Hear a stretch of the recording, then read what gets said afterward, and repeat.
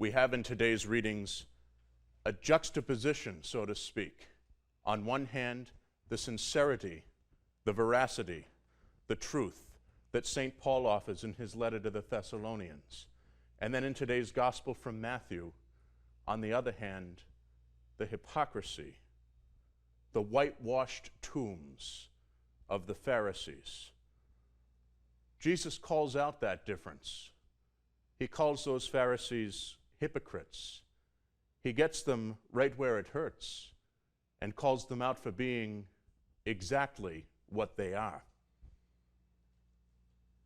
Hypocrisy is not something that's gone away.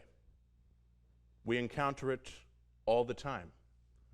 We find ourselves looking all over the place. We find ourselves encountering people who whitewash themselves, putting on a persona that's not real. How many times have we gone out and found someone that we've met who smiles to us, shakes our hands, is quite pleasant when they're physically in our presence, only to find out that they say the meanest, nastiest, most hurtful things about us behind our back?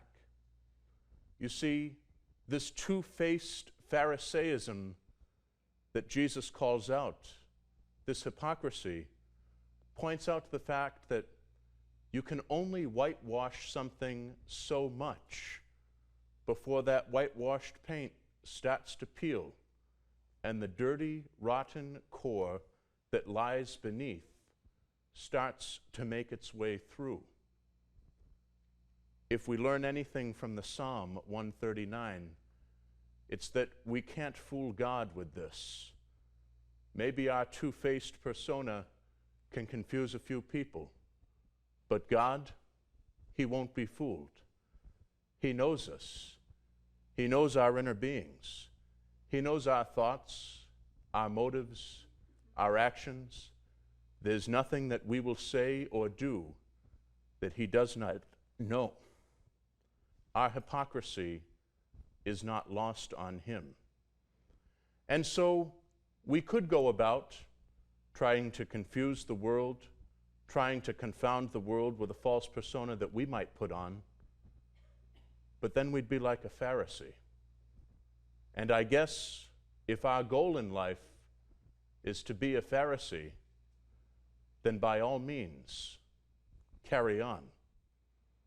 But if our goal in life is to be a Christian, then we know quite well that we're called to something better, higher, and more important than that.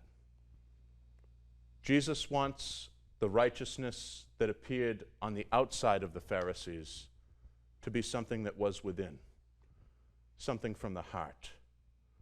And if He didn't care about them, He'd have said nothing and let them carry on. But He did care about them. In a sense, He loved them and called them to this conversion of heart that we now hear as our conversion of heart being called out this very day.